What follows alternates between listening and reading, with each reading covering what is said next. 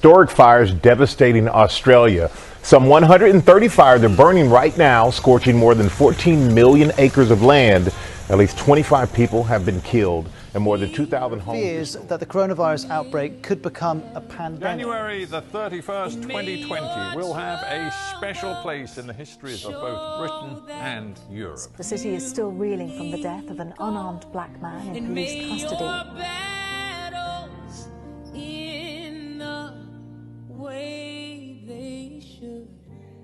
And may your bad days prove that God is good. And may your whole life prove that God is good. See, may your struggles keep you near the cross. And may your troubles show that you need God. And may your battles in the way they should. And may your bad days prove that God is good. See, may your whole life prove that God is good.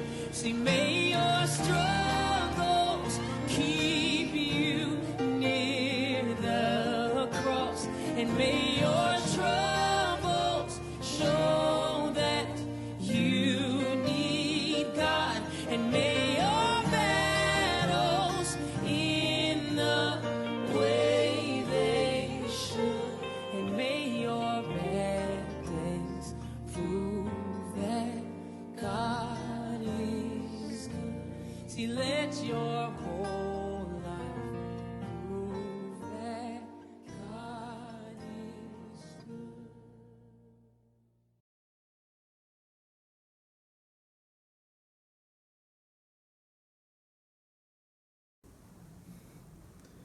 Morning everyone. I'm aware today that I'm addressing a slightly wider audience than my own church, Beacon in Brixton. But morning to Beacon, it's great to have you watching today. I want to say particular morning to Emmanuel Church in London, a church that we are in good relationship with and working with in so many different ways, or looking to work together in many different ways. I know you guys are watching today, and there may well be others, and you're very welcome. My prayer is that God will speak to you through today's message. To be honest, I didn't see it coming.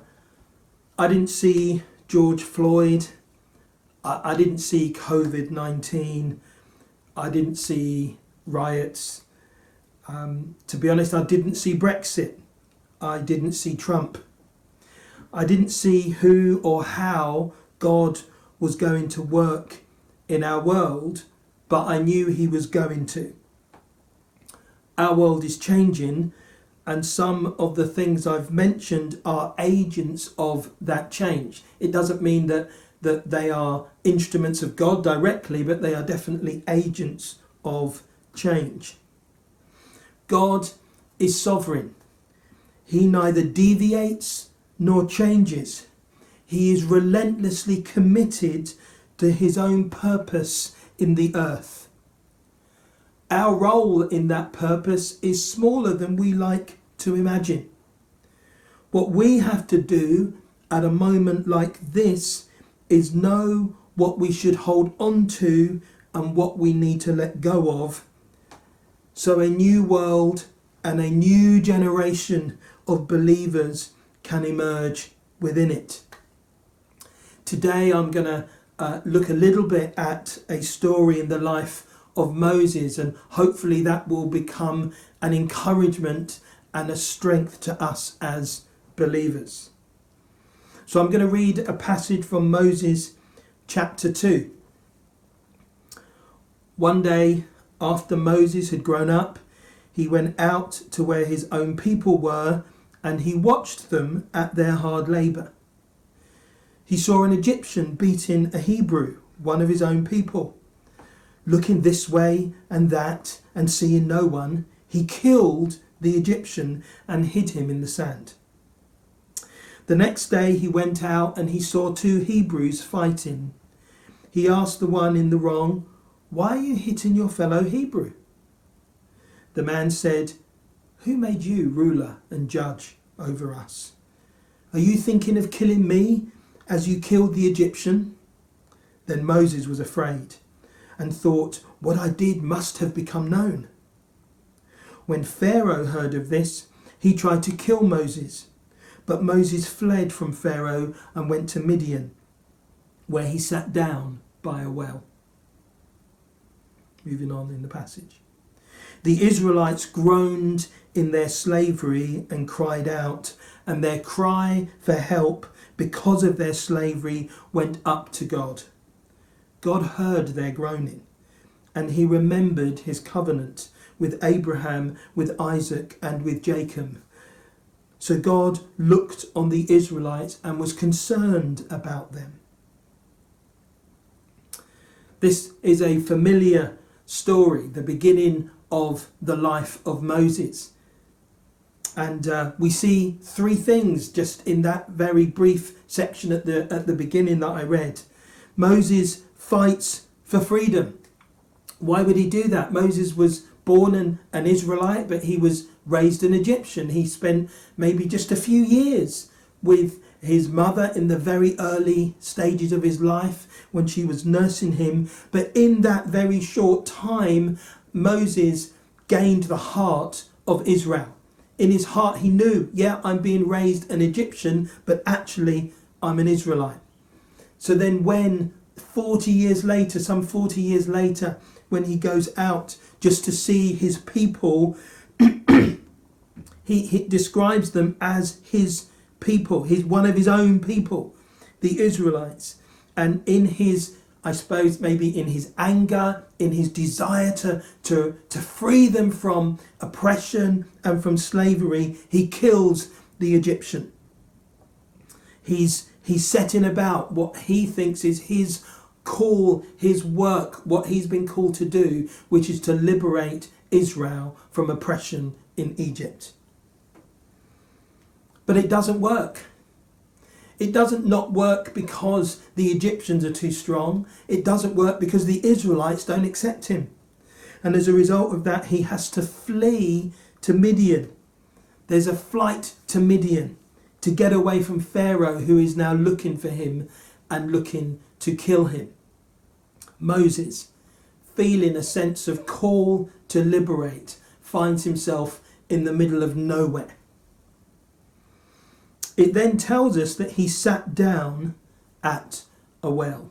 And it sounds quite innocuous. It just sounds maybe he sat down for a rest. Maybe he sat down, he's a bit tired. But I think there's more to it than that. There's a story, or part of the story of Jesus in the New Testament. After he ascended into heaven, the Bible tells us he sat down at the right hand of the Father. When Jesus sat down at the right hand of the Father, it was because he had finished the work. He had completed the mission, the work that he had been set out to do. When Moses sat down by the well, it was because he had failed. He'd failed in his mission to liberate Israel from Egypt. At the end then of chapter 2, we have that bit of the passage that then really focuses on the Israelites. It says that they groaned in their slavery and they cried out, and their cry for help was heard. God heard their cries for help. That should bring comfort to us. The Israelites could do nothing about their oppression. There was nothing they could do to liberate themselves. They couldn't take their chains off and walk away. They were being held by a much more powerful force. There was nothing they could do. Injustice, inequality, that was their lot. There was nothing they could do. No one was coming to free them. So in their hearts, and no doubt in their songs, they cried out, they groaned. And God heard their cries, God heard their groans, almost as prayers. It was almost as though they were praying. And it says, he heard them. In that moment, they might not have realised God's heard our prayers. It wasn't like that they had some kind of flash that said, oh, I think God's heard us. No, but he had heard them. And in hearing them, it moved him to remember his promise. It wasn't that when God heard them, he realised, oh my goodness, I've got to get down there. I've got to sort it out. No, he remembers the promise that he made to Abraham, Isaac and Jacob. And what was the promise? That this nation would inherit a land. He promised them blessing. He promised them their own place. And in fact, even when they went into Egypt, it was with that promise in their hearts. It doesn't say they're remembering the promise, but the promise was in their hearts. That they would be delivered from their slavery and oppression, and that they would come into a new land. It then tells us God was concerned, or God cared about them. We see right at the beginning of the Bible, the book of Exodus, the second book in the Bible, tells us God cared. God was concerned. Sometimes we think of the God of the Old Testament as a God of judgment, as a distant God who doesn't really care about us. But right here it actually says God was concerned about his people. You know the story. Moses failed to liberate them. But when God eventually liberates the people of Egypt through Moses, he does it completely, he does it totally, and they never return to slavery again. When God liberates, it's complete. When God does it in his way, it's total. When we think about the situation that we find ourselves in today, and we think about some of the inequalities and injustices that have been brought to light again, or we're seeing fresh injustice, fresh inequality, and we're reminded of inequalities and injustices that we have faced, we can rightly ask the question, who's our Moses? From where will liberation come for us? Thinking back, was it through the civil rights movement? Was it through Dr. Martin Luther King that liberation came? Will it be through Black Lives Matter? For the Christian, Christ is our liberator. Christ is our liberator. It tells us in Ephesians chapter 2, his purpose, that is Christ, was to create in himself one new humanity out of the two, thus making peace, and in one body to reconcile both of them to God through the cross, by which he put to death their hostility. God's purpose was always one new humanity. God's purpose was always to create that in himself. God's purpose was always to reconcile people to himself and to one another in him. God's purpose was always to put to death hostility between people groups. It was always his purpose. His purpose was always to create and to bring peace at the cross. Not just the peace that exists between myself and God and has made me right with him, and I can have peace in my heart because of that. I'm no longer bound by my sin. I'm no longer held by my sin, but he was to bring peace between people. He was to bring peace between different groups of people. Right now, that seems a tall order. Almost unimaginable. Not only that, right now, there might be people who are watching this who in their heart of hearts don't really believe it. Oh yeah, hopefully in heaven, God will bring peace between people, every tribe, tongue and nation. But on earth, It's the ideal. It's not the reality. Yet, if you were an Israelite in Egypt, you could have also thought that that liberation was going to be what happened when you died, because it did not look like there was any way that you were going to be set free. But if God can release and deliver Israel out of Egypt, he can bring peace between people who are different, people who are in hostility towards one another. But before he does that, he does this. God liberates our hearts before he ever liberates our circumstances. So even in the circumstance of difficulty, of challenge, of oppression, of slavery, you can be liberated in your heart because of your relationship with God. But I believe he will liberate our circumstance. He will liberate our circumstances. Injustices and inequalities that we have seen and we have endured, perpetuated by society's constant inaction, avoidance and denial. He's going to liberate us from that. That's been highlighted in our world over the last few months with COVID-19 and the disproportionate numbers of deaths among Black, Asian, minority, ethnic from a disease. Not because our bodies are more susceptible to that disease, but our lives are more disposable.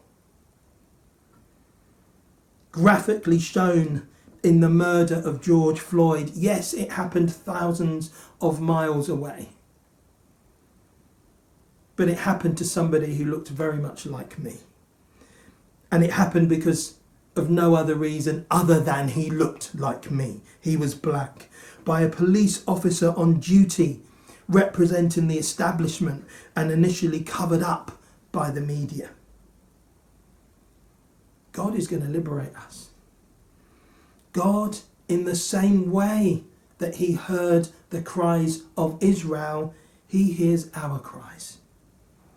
He remembers our oppression. He cares about our lives. And when he delivers, he will do it totally. Totally. So what do we do right now? We're in a situation of intense emotion and pain and hurt, and probably for some people there's like surprise at the response. I've spoken to a number of pastors this week and they've said things like, we've never felt this depth of feeling before in our churches. It's deep. It's deep. During stormy times, Jesus asked his disciples this question: where is your faith? Let me ask you, where is your faith? The faith of many Christians is being tested right now. To be honest, not just because of the inequality and injustice we've seen, that we've seen recently, because if we're really honest, we've seen this before. In part, for some Christians, it's because of the response of the church, which tragically at times perpetuates exactly the same injustices and inequalities that our society does by its inaction, its avoidance and its denial. Let me ask you again, where is your faith? Is it in the church? Is it in your leaders? Or is it ultimately in God? If your faith is not in God, you will not be able to face, you might be able to face the ordinary storms of life, but you won't face the tsunami that we're in right now.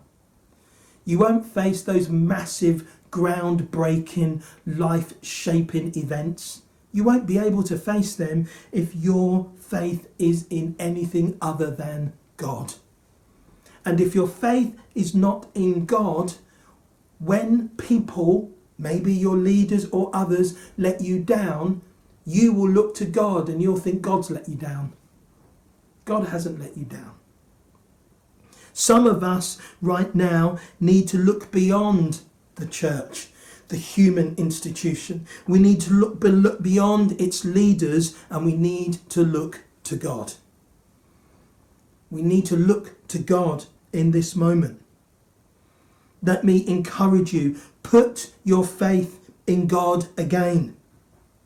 If he can deliver Israel from Egypt, he can deliver you and he can deliver us. Put your faith in the cross of Christ again for salvation. God wants to liberate your heart and make you right with himself. And if he liberates your heart, it doesn't matter what oppression is going on around you, you will be liberated in him. Even in the midst of your pain, your grief and your anger, or maybe your indifference, your apathy and your fear. Cry out to God to save you. Put your faith in the cross again for reconciliation and peace with your brothers and sisters and death and the end of hostility at the cross. Not because people are saying that that's the right thing, but because the Bible promises that. It's the truth of God. What seems impossible with man is possible with God. Right now, we need to be patient. That's not to say we need to be passive. They are very different. Patience may still require robust action and faith and prayer. Yeah, patient means that you're not going to give up. Passivity often leads to apathy. I'm not talking about passivity here, but we need to be patient. Secondly, we need to pray. And some of you are out there thinking, oh, prayer isn't enough. Prayer is enough if you pray with faith. Prayer is enough if you pray with faith. Because not only are you moving God like the Israelites did when they groaned, it said that God heard, God remembered, and God was concerned. But also prayer is where you unburden your pain. It's where you deal with your hurt. It's where you deal with your anger. You come to God in prayer. We need to remember the words of a very apt song that some of us sing right now. Because we sing these words, we probably raise our hands, we probably close our eyes, we probably sway with the music, but do we actually believe them? It says this: even when I don't see it, you're working. Even when I don't feel it, you're working. You never stop. You never stop working. Do you know what? That is true of how God is. But do we believe that's how God is? God will deliver just as he has promised. He will set us free. He will bring freedom for the captives. He will bring freedom for those who have been bound. And it's going to be way bigger, way more than you or I might ever imagine. It's not a little thing here over here that God's done a little bit of freedom over here. Look, this person's been set free. Isn't that wonderful? No, God is going to set people free. Christ is our liberator.